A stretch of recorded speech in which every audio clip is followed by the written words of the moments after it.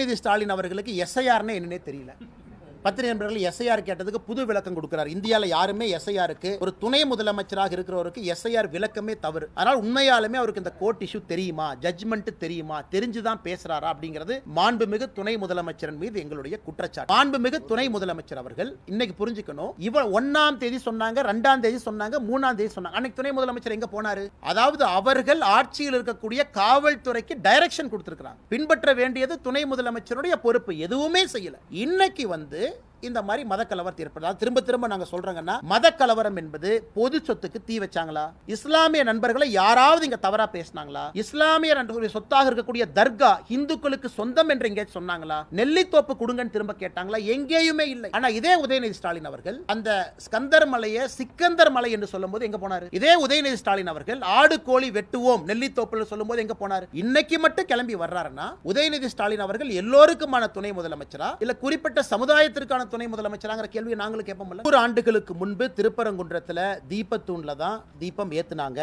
100 ஆண்டுகளுக்கு முன்பு 100 ஆண்டுகளாகத்தான் தீபத்தூண் ஏன் கட்டி வைக்கணுங்கன்னா, ஒரு கோவில் 1200 ஆண்டுகளுக்கு பழமையான ஒரு கோவில், அந்த கோவில்ல தீபத்தூண் எது கட்டி வைக்கணும்? தீபம் ஏத்துறதுக்கு.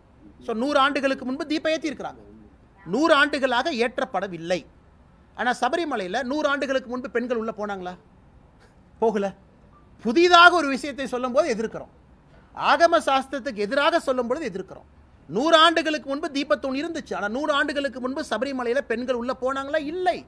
சபரிமலையில் ஆண்டாண்டு காலமாக இருக்கக்கூடிய வழக்கத்தை மாற்றி புதுசா ஒரு பொய்யை சொல்லும் போது நாங்கள் எதிர்க்கிறோம். அதே மாதிரி திருப்பரங்குன்றத்தில் ஆண்டாண்டு காலமாக இருந்த வழக்கத்தை 100 ஆண்டுகளாக செயல்படுத்தல, இன்னைக்கு செயல்படுத்த வேண்டும் என்று நீதிமன்றம் தீர்ப்பு கொடுக்கும் பொழுது அதற்கு அரணாக நாங்கள் நிற்கின்றோம். ஆனால் எங்கள் நிலைப்பாட்டில் சபரிமலையாக இருந்தாலும் திருப்பரங்குன்றம் இருந்தாலும் இந்து மக்களுடைய உணர்வு, அவங்க என்ன நினைக்கிறாங்க, எது நியாயமோ, கோர்ட் என்ன சொல்லியிருக்கோ அதுலேயும் பார்த்தீங்கன்னா, சரி சபரிமலையில் எதற்காக கோர்ட் அப்பீல் நிறுத்தி வச்சாங்க? இந்த போராட்டத்தை பார்த்தாங்க, தவறுன்னு புரிஞ்சுக்கிட்டாங்க, அப்பீல் வந்து போச்சு, கேரள அரசே தன் ஸ்டாண்டை மாற்றுச்சு. ஆனால் இன்னைக்கு இந்த மாதிரி ஒரு குழப்பமான ஒரு விஷயத்தை திமுக சொல்றாங்கன்னா, உங்களுக்கு சபரிமலை இஷ்யூவும் புரியல, திருப்பரங்குன்ற இஷ்யூவும்